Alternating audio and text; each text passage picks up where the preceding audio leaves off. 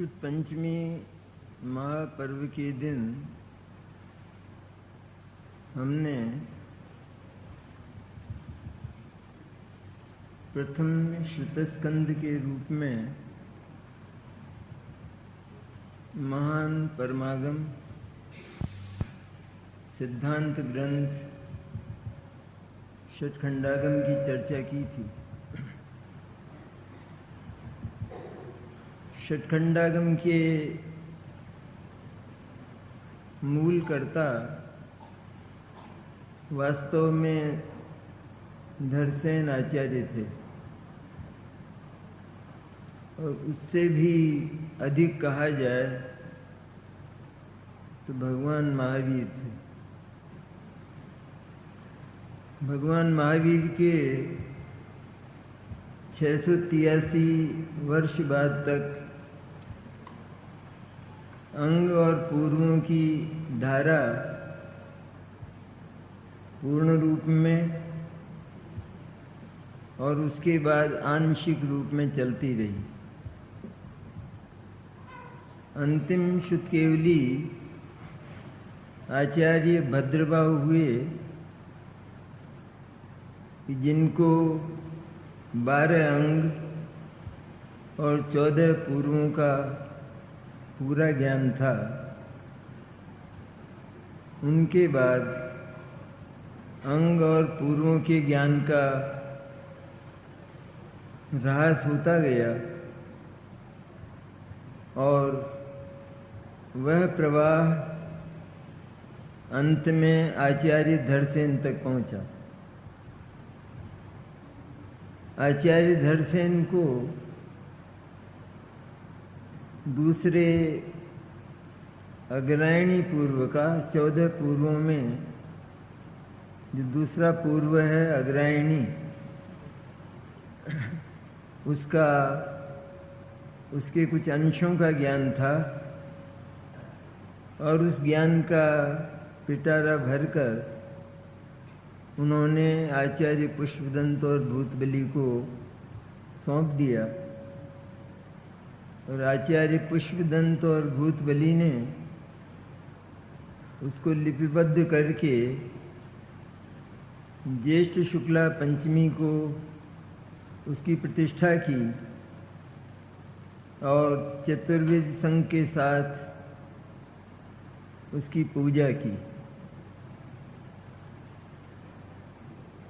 आचार्य धरसेन के जो सूत्र हैं उनकी प्रामाणिकता का प्रमाण यह है कि उनका सीधा संबंध भगवान महावीर की वाणी से है, क्योंकि भगवान महावीर की वाणी से गौतम गंधर्व ने 12 अंगों की रचना की और उसके बाद जो दूसरे अंग और पूर्वों के ज्ञाता आचार्य थे उनके द्वारा पूर्वों की रचना हुई। तो पूर्वों की जो रचना है वो अंग बाह्य सूत्र कहलाता है और जो 12 अंग हैं आचारांग से लगाकर दृष्टिवाद तक वे अंग प्रविष्ट कहलाते हैं। उनका संबंध सीधा भगवान महावीर की वाणी से है।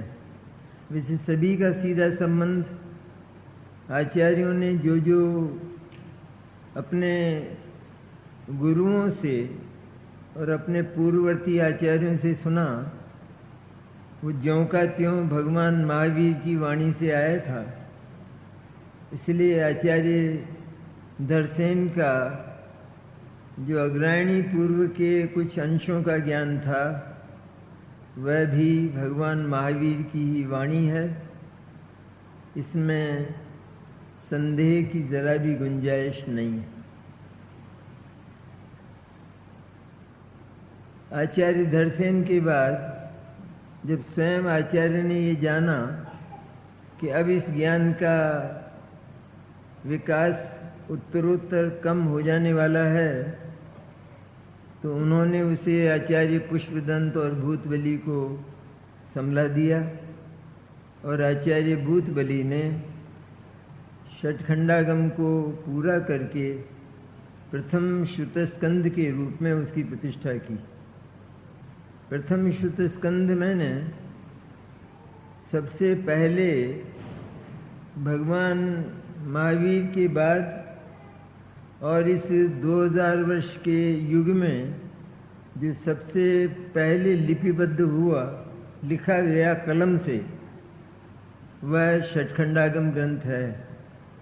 उसकी काया, स्कंद मैंने उसकी काया, उसका जो घनत्व है वो भी बहुत बड़ा है और सबसे पहले वही लिखा गया, इसीलिए उसे प्रथम श्रुतस्कंद के नाम से पुकारते।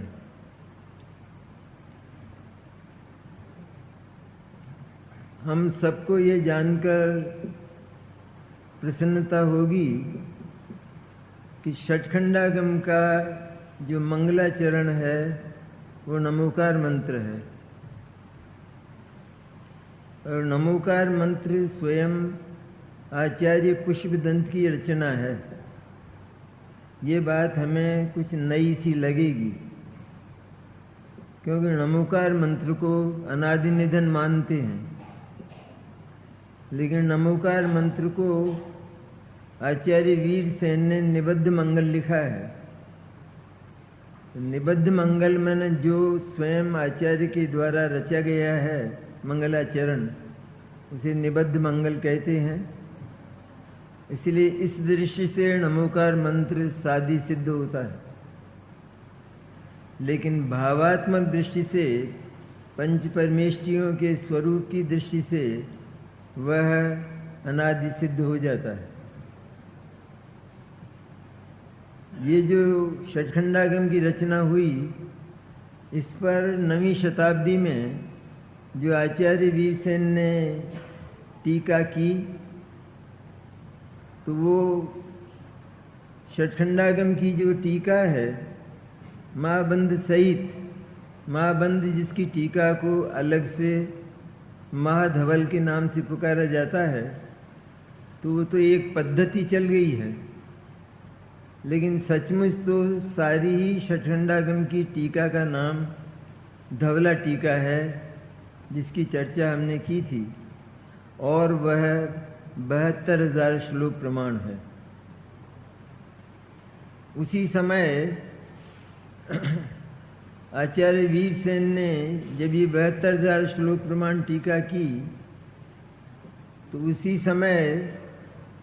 उस समय मैंने आचार्य पुष्पदंत और भूतबली के समय आचार्य गुणधर हुए और उन्होंने कषाय प्रावृत ग्रंथ लिखा, जिसकी टीका आज जय धवल के नाम से पुकारी जाती है।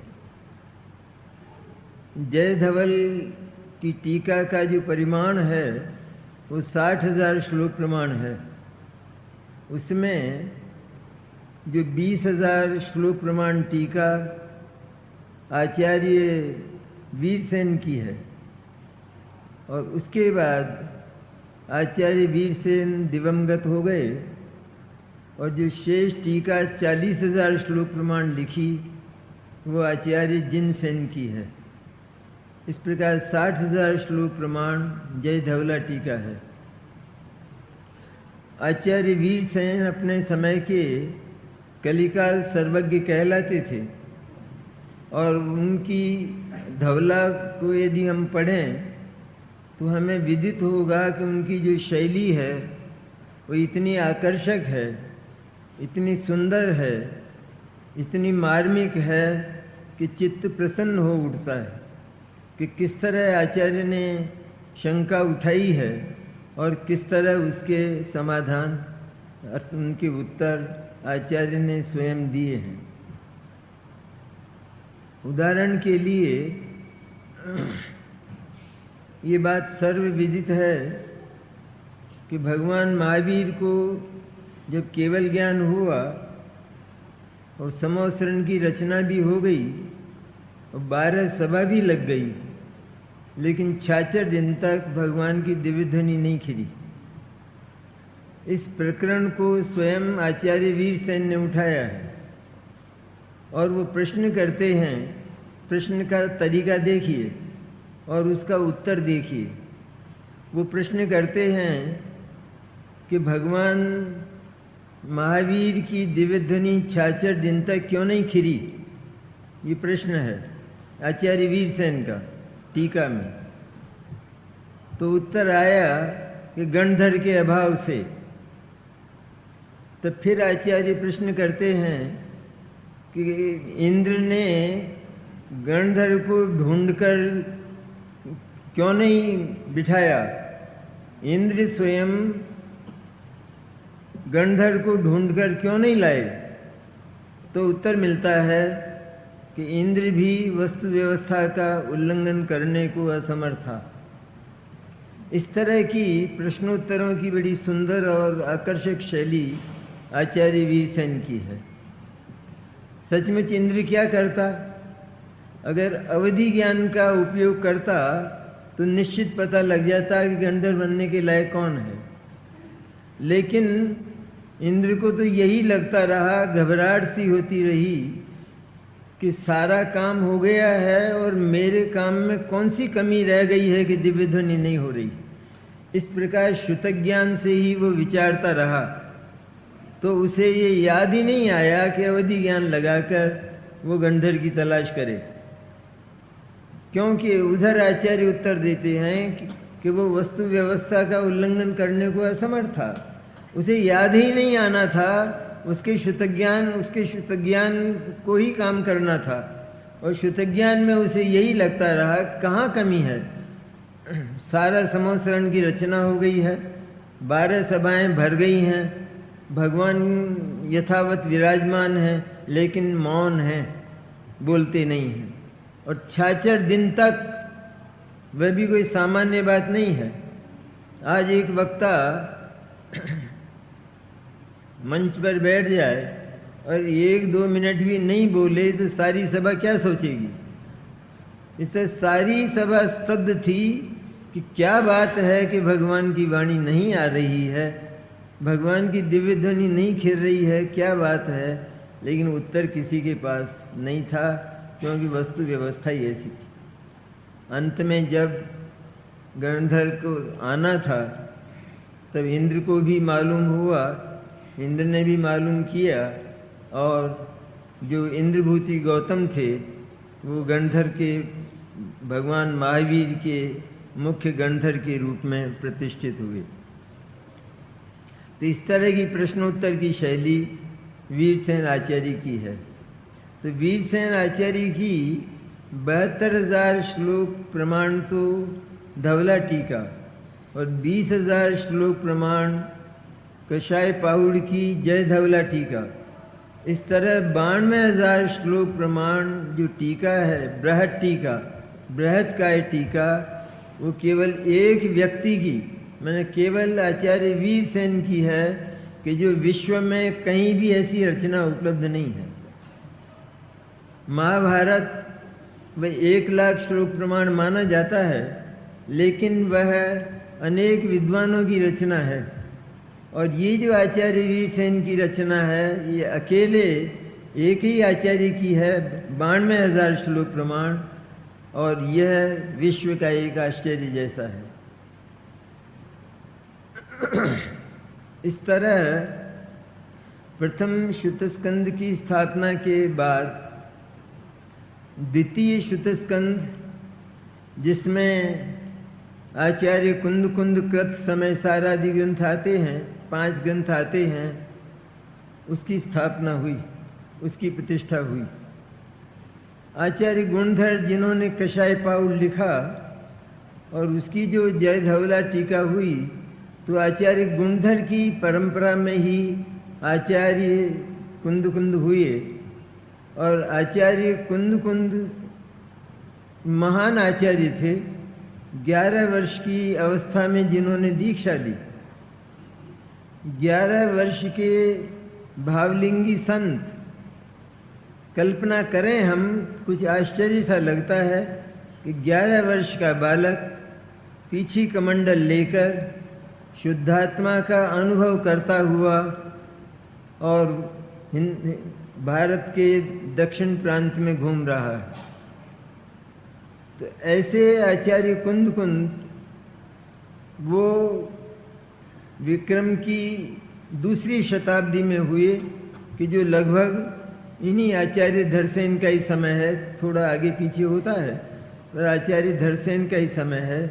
तो आचार्य कुंद इस तरह महान आचार्य हुए और उनके जीवन में जो घटना घटी वो घटना किन्हीं आचार्य के जीवन में नहीं घटी। जैसे आचार्य पुष्पदंत और भूतबली को शिक्षा मिली, उपदेश मिला, तो उस उपदेश के आधार पर उन्होंने षटखंडागम की रचना की। उसी तरह आचार्य कुंद का ज्ञान भी आचार्य भद्रबाहु आदि आचार्यों से चला आया था और वो भी अत्यंत प्रामाणिक ज्ञान था। तो आचार्य कुंद के जीवन में जो घटना घटी है वो लगभग हम सबको मालूम है, लेकिन उसकी चर्चा करना आज के इस प्रसंग में उपयुक्त है। आचार्य कुंद को एक ऐसी विरह वेदना हुई कि ये भारतवर्ष वो भगवान तीर्थंकर की वाणी से सर्वथा शून्य हो गया है, भगवान की वाणी का विरह हो गया है और कोई ऐसा अवसर आवे कि जिससे मुझे भगवान तीर्थंकर की वाणी का योग मिले। कोई प्रश्न भी मन में हो सकता था करणान योग संबंधी या ऐसा, लेकिन उनको जो वो विरह वेदना थी वो इतनी ज्यादा हुई कि उनके विदेह पहुंचने का अवसर आ गया। वो स्वयं चारण रिद्धिधारी थे, अर्थात वे भूमि से 4 अंगुल ऊपर आकाश में चलते थे और चारण रिद्धिधारी होने पर भी वह जो विरह वेदना हुई तो वो स्वयं चारण रिद्धि का प्रयोग करके विदेह नहीं गए, लेकिन देव के द्वारा उन्हें विदेह पहुंचाया गया। तो जब आचार्य कुंद विदेह पहुंचे तो सारी सभा आश्चर्यचकित हो गई, क्योंकि वहां पर 500 धनुष की काया, 4 हाथ का एक धनुष होता है, तो 500 धनुष की काया वाले मनुष्य और इधर आचार्य कुंद 3.5 हाथ वाले। तो आचार्य कुंद बिल्कुल छोटे से, अर्थात इलायची जैसे लगे, तो वहीं से इनका नाम एलाचार्य हुआ।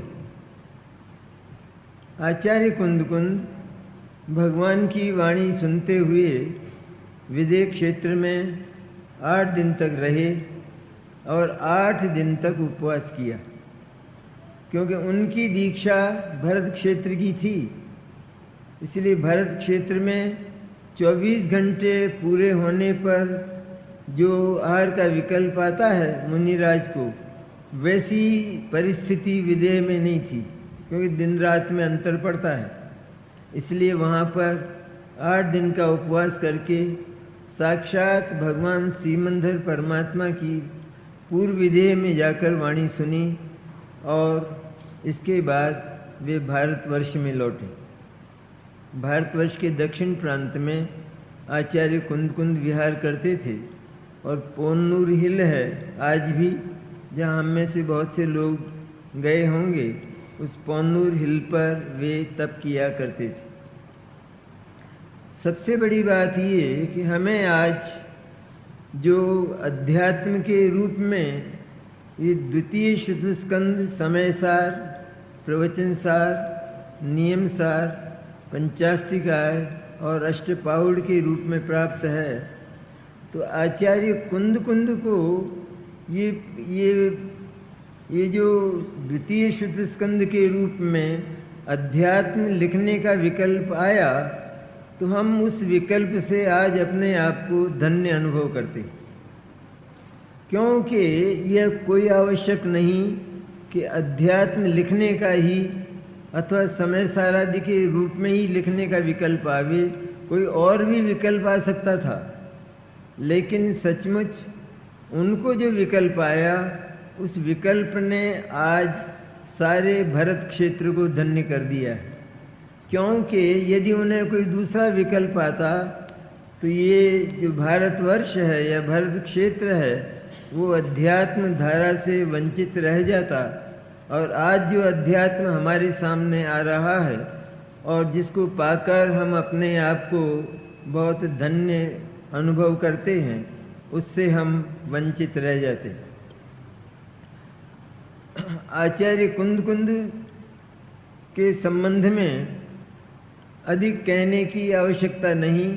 उनके ग्रंथों को पढ़ने से हमको उनकी महिमा का, उनकी बुद्धि का और उनके कलिकाल सर्वज्ञत्व का पता चलता है कि उन्होंने सचमुच किस कला से, किस प्रतिभा से इन शास्त्रों की रचना की है।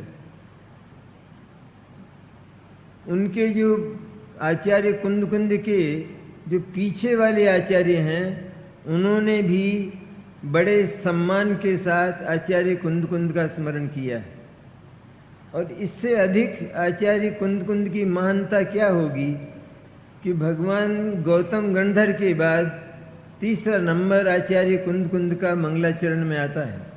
मंगलम कुंदार्यो, मंगलम भगवान वीरो, मंगलम गौतमो गणी, मंगलम कुंदार्यो, जैन धर्मोस्तु मंगलम।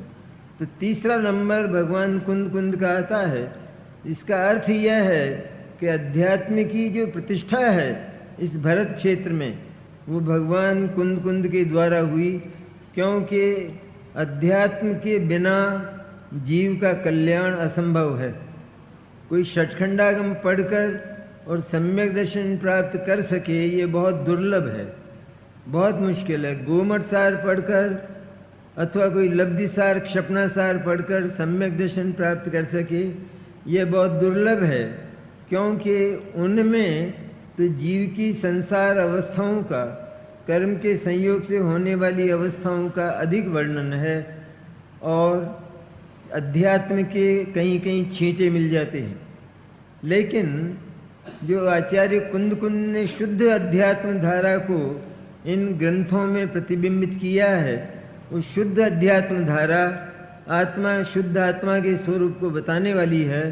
और उस शुद्ध आत्मा के स्वरूप को जानकर ही हम सचमुच मोक्ष मार्ग और मुक्ति के भाजन बन सकते हैं, मुक्ति के अधिकारी हो सकते हैं। इसलिए तीनों अनुयोगों में सचमुच केवल जो द्रव्यानुयोग है वही हमारे लिए सम्यक ज्ञान का, स्वसंवेदन ज्ञान का, सम्यक दर्शन का और सम्यक चारित्र का साधन बनता है। अन्य अनुयोग भले ही किसी पूर्व देशना से बन जाएं, लेकिन सचमुच बिना पूर्व देशना के अन्य अनुयोगों से सम्यक दर्शन प्राप्त करना बहुत दुर्लभ बात है, क्योंकि उनमें जो प्रकरण हैं वो व्यवहार नय की दृष्टि से हैं सारे के सारे। और जो परम शुद्ध निश्चय नय की दृष्टि से, माने परम सत्यार्थ दृष्टि से आत्मा वास्तव में कैसा है, ये जो वर्णन है ये द्रव्यानुयोग का वर्णन है। और उस द्रव्यानुयोग के द्वारा ही आत्मोपलब्धि संभव है। स्वयं टोडेमल जी साहब ने इस बात का बहुत खुलासा किया है। यद्यपि उन्होंने चारों अनुयोगों का वर्णन किया है, लेकिन अंत में उन्होंने लिखा है कि अगर द्रव्यानुयोग न हो तो जीव का जो कल्याण है वो तो उस अध्यात्म रूप द्रव्यानुयोग से ही होता है, अन्य से संभव नहीं है। इसलिए द्रव्यानुयोग जीव को अपने जीवन में जीवन रहते उसका जो मूल मर्म है, आत्मा के स्वरूप को जानना, वो पढ़ लेना चाहिए। स्वयं आचार्यों ने ये बात बड़ी खूबी से लिखी है, बड़ी प्रेरणा से लिखी है कि श्रुतियों का, माने शास्त्रों का पार नहीं और काल थोड़ा है और हमारी बुद्धि बहुत हीन है, बहुत जटिल है। उसमें शास्त्र का जो प्रवेश है और उसमें भी मूल रूप से आत्मा के स्वरूप का और निश्चय का जो प्रवेश है वो बहुत कठिन है। इसलिए जल्दी से वो काम कर लेना चाहिए कि जिससे जन्म और मरण का क्षय हो। ये स्वयं आचार्यों की वे। इसलिए ज्ञान का अधिक विस्तार वो आवश्यक नहीं, लेकिन ज्ञान को घन करके, ज्ञान को सूक्ष्म करके, पैना करके उस ज्ञान को, उपयोग को शुद्धात्मा तक ले जाना पुरुषार्थ पूर्वक, और शुद्धात्मा तक ले जाकर उस शुद्धात्मा को उस ज्ञान में प्रतिष्ठित कर लेना, ये जीवन का सार, सम्यक दर्शन और सम्यक ज्ञान और सम्यक चारित्र है। आचार्य कुंद कुंद के लिए जो प्रमाण मिलते हैं, शिलालेख मिलते हैं, आज तो कुछ युग ऐसा आया है कि आचार्य कुंद कुंद का की जो वाणी है उसमें भी त्रुटियां ढूंढने लगे।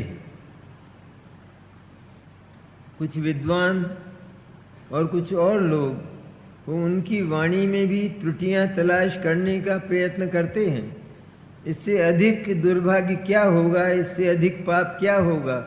लेकिन सचमुच आचार्य कुंद कुंद की भी जो वाणी है वो वास्तव में उन्होंने स्वयं लिखा है कि जो केवली और शुद्ध केवली ने कहा है वो मैं कहूँगा।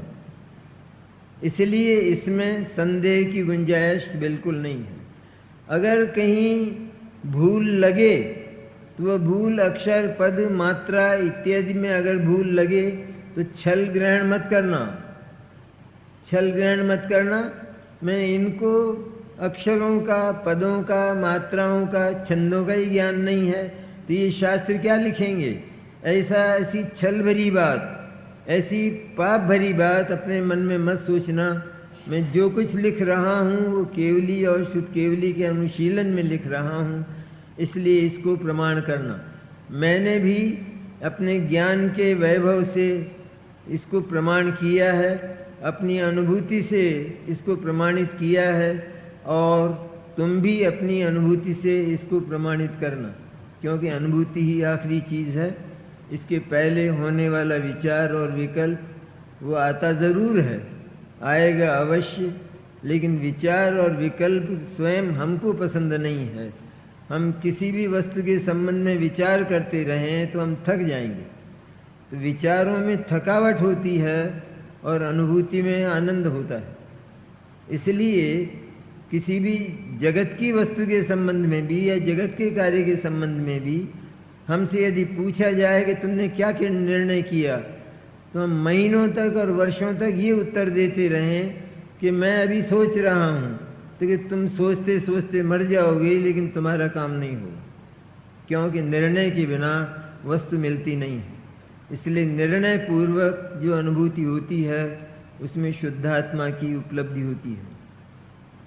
आचार्य कुंद कुंद के समय में, कुंद कुंद के संबंध में जो शिलालेख मिलते हैं, उन शिलालेखों का कुछ उद्धरण मैं आपके सामने प्रस्तुत करता हूँ। ये चंद्रगिरी पर्वत का शिलालेख है। चंद्रगिरी पर्वत जो दक्षिण में है ना, दक्षिण में श्रवण बेलगोला में उदयगिरी और चंद्रगिरी। तो कुंद पुष्प की प्रभा धारण करने वाली, जिनकी कीर्ति द्वारा दिशाएं विभूषित हुई हैं, जो चारणों के, चारण रिद्धिधारी महामुनियों के सुंदर हस्त कमलों के भ्रमर थे, और जिन पवित्र आत्मा ने भरत क्षेत्र में श्रुत की प्रतिष्ठा की है। श्रुत की प्रतिष्ठा आचार्य पुष्पदंत और भूतवली ने भी की, लेकिन श्रुत मैंने जो द्रव्यानुयोग रूप श्रुत है कि जो आत्मा के कल्याण का साधन बनता है, उसकी प्रतिष्ठा करने का जो श्रेय है वो आचार्य कुंद कुंद को है, और वो हमारे लिए सबसे बड़े सौभाग्य का विषय है। क्योंकि यदि आचार्य कुंद कुंद को कोई दूसरा अनुयोग लिखने का विकल्प आ जाता तो सचमुच हम वंचित रह जाते, और जब उनके परवर्ती जो आचार्य हैं, पीछे के जो आचार्य हैं, वो भी इस महान वैभव से, अध्यात्म की महान संपत्ति से वंचित रह जाते। इसलिए हमारे लिए तो ये सबसे बड़ी उपलब्धि है कि आचार्य कुंद कुंद को अध्यात्म लिखने का विकल्प आया और उस विकल्प ने सारे भारतवर्ष को, भरत क्षेत्र को धन्य कर दिया। प्रकार के विकल्प, अनेक प्रकार का श्रुत लिखने का विकल्प आ सकता है, लेकिन कुंद कुंद को केवल अध्यात्म लिखने का विकल्प आया और इसीलिए आज 2000 वर्ष के बाद भी ये पांचों परमागम हमको अविकल उपलब्ध हैं, पूरे के पूरे उपलब्ध हैं। ये और भी सौभाग्य की बात है, क्योंकि हजारों शास्त्र वो काल कबलित हो गए, जीर्ण हो गए, फट गए। और आपको ये सुनकर आश्चर्य होगा कि 4 आने में शास्त्र दक्षिण में बेचे गए हैं और उनको जो विदेशी लोग थे वो ले गए। और उनमें कितनी धरोहर, कितनी संपत्ति और कितना वैभव उनमें भरा होगा, इसकी कल्पना नहीं की जा सकती। इसलिए कुंद कुंद को परवर्ती आचार्यों ने भी बहुत सम्मान पूर्वक, बड़ी निष्ठा पूर्वक स्मरण किया है। अब विंध्यगिरि का शिलालेख है एक, उसको देखिए। यतीश्वर राजस्थान को भूमि तल को छोड़कर 4 अंगुल ऊपर आकाश में गमन करते थे। यतीश्वर राजस्थान को भूमि तल को छोड़कर 4 अंगुल ऊपर आकाश में गमन करते थे। उसके द्वारा मैं ऐसा समझता हूँ कि वे अंतर में तथा बाह्य में रज से अत्यंत अस्पृष्टता व्यक्त करते थे। कितना सुंदर शिलालेख है कि 4 अंगुल ऊपर मैंने धूलि का स्पर्श न हो, इस तरह 4 अंगुल ऊपर आकाश में गमन करते थे आचार्य कुंद कुंद। तो उसका अर्थ मुझे ऐसा लगता है कि मुझे ऐसा भाव लगता है कि भगवान कुंद कुंद जैसे बाहर से धूल से अस्पृष्ट थे, उसी तरह वो भीतर से भी मोह रागत द्वेष से अस्पृष्ट थे। इतने पवित्र आत्मा आचार्य कुंद कुंद हुए। अब 990 संवत में जो आचार्य देवसेन हुए, उनकी उक्ति देखिए कि महाविदेह क्षेत्र के वर्तमान तीर्थंकर श्री सीमंदर स्वामी से प्राप्त हुए दिव्य ज्ञान द्वारा श्री पद्मनंदीनाथ ने बोध न दिया होता तो मुनिजन सच्चे मार्ग को कैसे जानते। ये कितना जबरदस्त वचन है कि सचमुच मुनिजनों को भी जो वास्तविक रत्नत्रय का मार्ग मिला है वो आचार्य कुंद कुंद की वाणी से मिला है। अगर आचार्य कुंद कुंद नहीं होते तो उनके पीछे के जो मुनिराज हैं, आचार्य हैं, वो इस अध्यात्म के दिव्य ज्ञान को कैसे प्राप्त करते, कैसे उपलब्ध करते। इस तरह एक श्रीमद् राजचंद्र का वचन है, हे कुंद कुंदादि आचार्यों, आपके वचन भी स्वरूपानुसंधान में इस पामर को परम उपकार भूत हुए हैं। ये तो हम सभी की ओर से श्रीमद् राजचंद्र के वचन हैं कि सचमुच हमारे लिए भी भगवान कुंद कुंद की वाणी बहुत उपकारी हुई है। उसके लिए मैं आपको अत्यंत भक्ति पूर्वक नमस्कार करता हूँ। ये श्रीमद् राजचंद्र का वचन है। तो इस तरह आचार्य कुंद कुंद ने ये जो 5 परमागम लिखे, तो षटखंडागम की तरह इनकी भी टीका हुई। 2000 वर्ष पहले ये लिखे गए आचार्य कुंद कुंद के द्वारा, और उसके ठीक 1000 वर्ष बाद आचार्य अमृतचंद्र हुए और आचार्य जयसेन हुए। तो आचार्य अमृतचंद्र ने समय सार की आत्मख्याति नाम की टीका लिखी और आचार्य अमृतचंद्र ने प्रवचन सार की तत्व दीपिका नाम की टीका लिखी और आचार्य अमृतचंद्र ने ही पंचास्तिकाय की समय व्याख्या नाम की टीका लिखी। और इन तीनों की टीका आचार्य जयसेन ने भी तात्पर्य वृत्ति नाम से की है। आचार्य अमृतचंद्र की जो टीका है वह भी आचार्य वीरसेन की तरह बड़ी प्रसिद्ध टीका है। मैंने अध्यात्म की तरंगें, उसमें अध्यात्म सागर से जैसे तरंगें उछल रही हों, इस तरह आचार्य अमृतचंद्र का एक एक वचन वो अध्यात्म रस से भरा हुआ और अध्यात्म रस को हमारे हृदय में उत्पन्न करके उछाले लाने वाला है।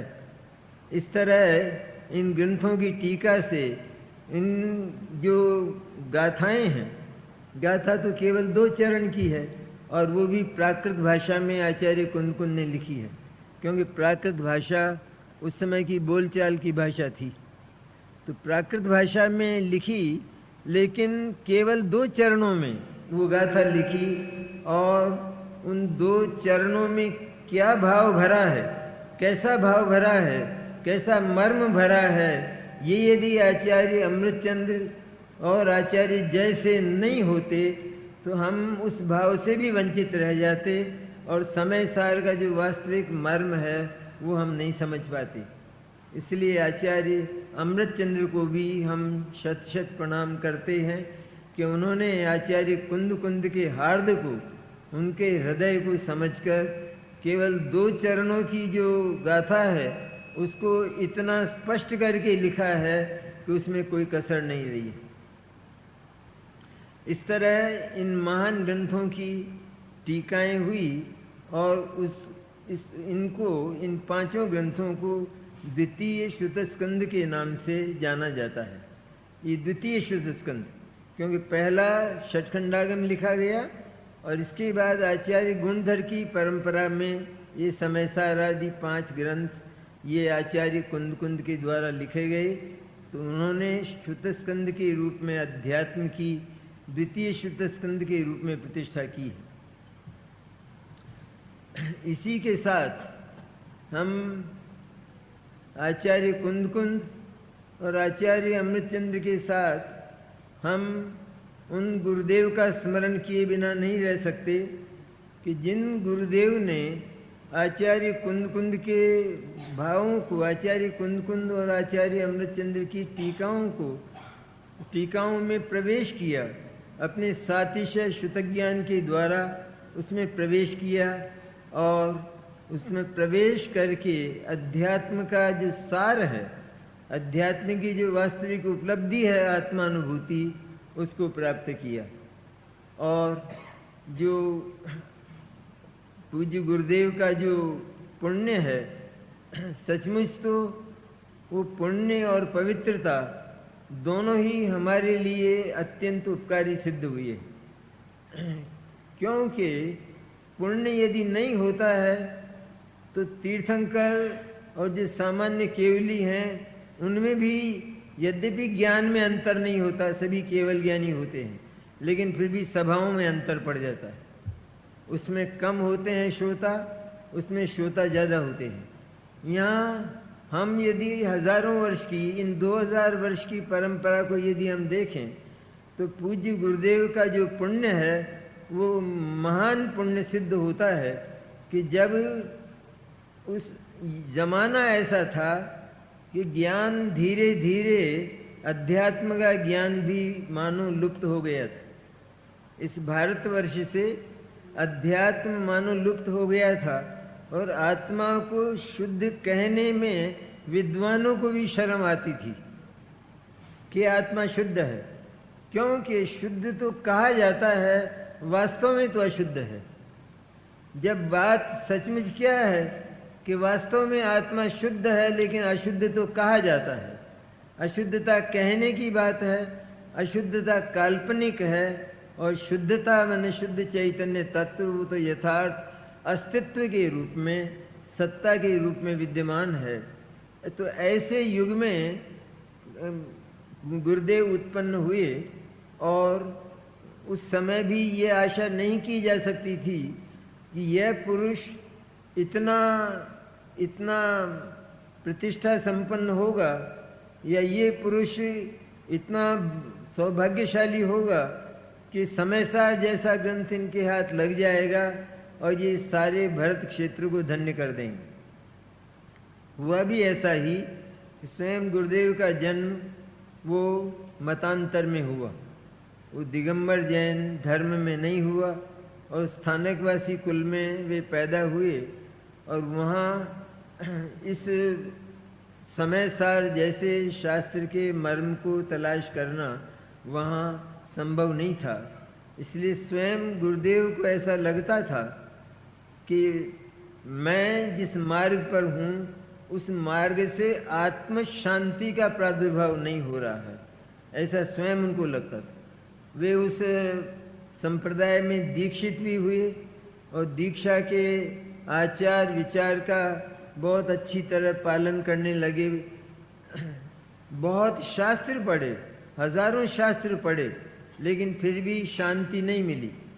और अंत में सन 1978 में, सम्मत 1978 में ये समय सार पूज्य गुरुदेव के हाथ लगा और वो भी अनायास लगा। अनायास मैंने किसी सेठ के यहाँ जहाँ वो गए थे, उस सेठ के यहाँ ये समय सार अलमारी में रखा हुआ था। वो निकाल कर कहता है कि ये पुस्तक मेरे यहाँ रखी है, ये आपके काम की हो तो आप ले जाओ। और गुरुदेव ने जो ही इसका पहला पृष्ठ खोला तो गुरुदेव के मुंह से निकल पड़ा कि सेठ, ये अशरीरी होने का शास्त्र है। फिर तो गुरुदेव को चैन नहीं मिली और उन्होंने समय सार पूरा पढ़ा। लेकिन सबसे बड़ी बात, सबसे प्रशंसनीय बात, सबसे मार्मिक बात वास्तव में यह है कि आचार्य अमृतचंद्र की टीका के बाद भी इस युग में समय सार के मर्म को समझ पाना कोई आसान बात नहीं थी। लेकिन गुरुदेव जो ज्ञान लाए थे वो ज्ञान भी उनके भवांतर से आया था, उनके पूर्व भाव से आया था। और वे विदेह में स्वयं भगवान श्रीमंदर का साक्षात्कार उनको हुआ, उनकी वाणी वे सुनते थे।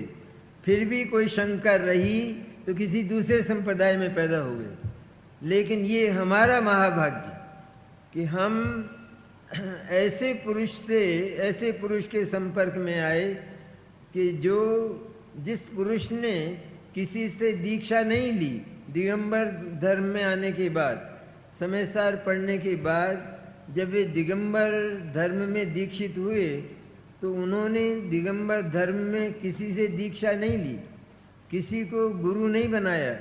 यदि वे किसी को अपना गुरु बना लेते तो भी हम आज इस परम अध्यात्म से वंचित रह जाते, क्योंकि गुरुदेव के जो प्रवचन हैं वे परम अध्यात्म रस से परिपूर्ण हैं। शायद ऐसा इतिहास में भी नहीं होगा कि 45 बरस तक एक धार अध्यात्म की का प्रवाह चले, अध्यात्म की घनघोर वर्षा 45 वर्ष तक हो और उसमें भी शुद्ध चैतन्य की चर्चा की ही बहुलता हो, शुद्ध चैतन्य की ही मुख्यता से चर्चा हो। ऐसा युग 2000 वर्ष में आया नहीं है, क्योंकि इतिहास इस बात का साक्षी है। भगवान महावीर तक तो इतिहास पहुंच चुका है और स्वयं भगवान महावीर ऐतिहासिक पुरुष सिद्ध हो चुके हैं। तो उस इतिहास में ये बात नहीं मिलती है कि ऐसा पवित्र पुरुष और ऐसा पुण्यात्मा पुरुष कभी जन्मा हो।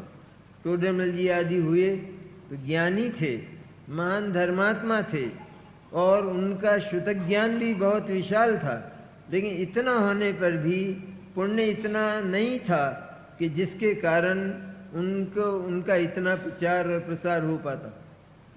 तो इसलिए गुरुदेव का पुण्य इतना था कि जिस समय वे दिगंबर धर्म में दीक्षित हुए तो दिगंबर तो वे चलते चलते सोनगढ़ आए और ये विकल्प नहीं था कि मैं यहाँ रह जाऊंगा और यहाँ मैं चुपचाप गुप्त रीति से समय सार का अध्ययन करूंगा, ये विकल्प उनको नहीं था।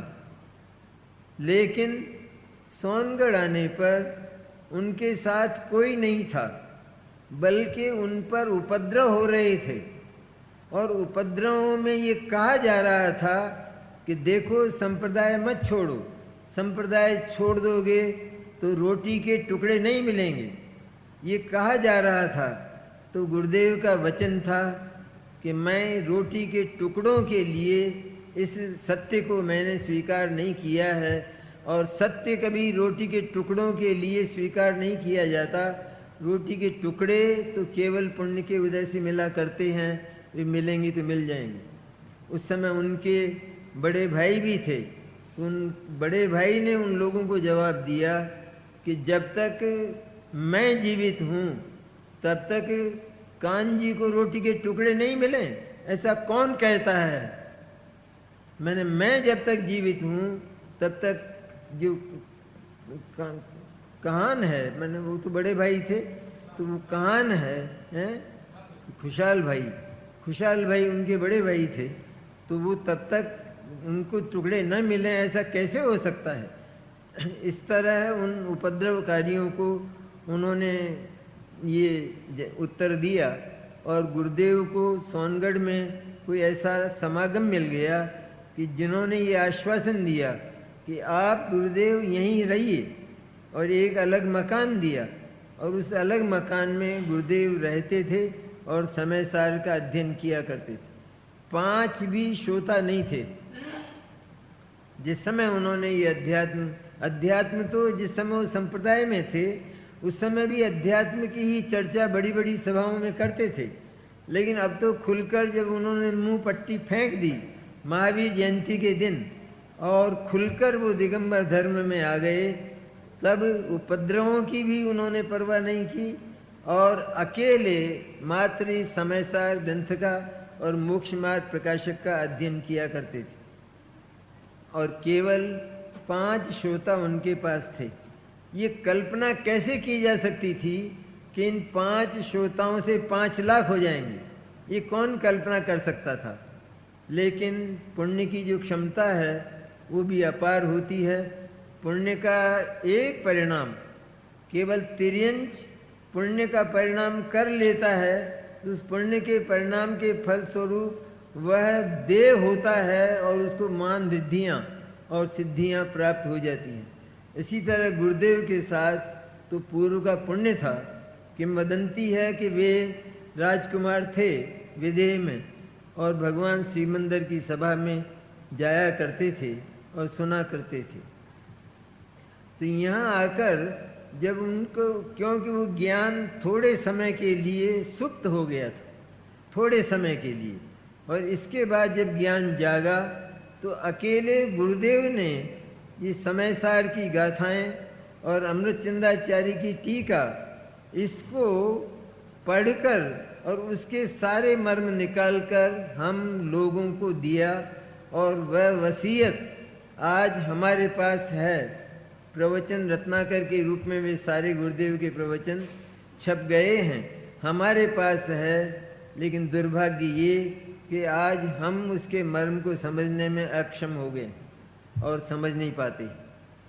इसलिए हमारा सबसे बड़ा दायित्व है, कर्तव्य यह है कि कुंद भगवान ने, अमृतचंद्र भगवान ने तो सब कुछ दिया ही है, लेकिन गुरुदेव, हम तो गुरुदेव का ही उपकार मानते हैं, क्योंकि हम कुंद के समय नहीं थे, हम अमृतचंद्र के समय नहीं थे। लेकिन हमें जो शिष्यत्व मिला है वो तो पूज्य गुरुदेव का मिला है।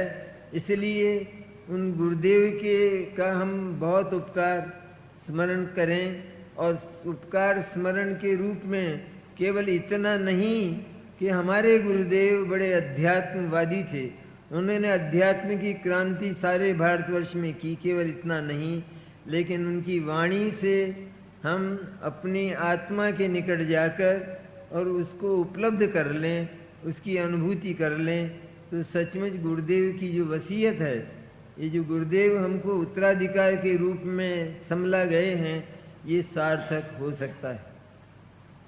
इस प्रकार श्रुत की ये जो परंपरा है ये पूज्य गुरुदेव तक आई, और अब हम देखते हैं कि गुरुदेव जैसा महापुरुष वह आचार्य अमृतचंद्र के ठीक 1000 वर्ष बाद हुआ, और अब ऐसा महापुरुष होने की संभावना नहीं लगती है। इसलिए हमारा दायित्व हो जाता है उत्तरदायित्व हो जाता है कि गुरुदेव की वाणी को हम अपने सूक्ष्म ज्ञान से, तीक्ष्ण ज्ञान से पढ़ें, सत्संग करें, और सत्संग से हमें कोई भी यदि शंका उत्पन्न हो तो उसका समाधान करें।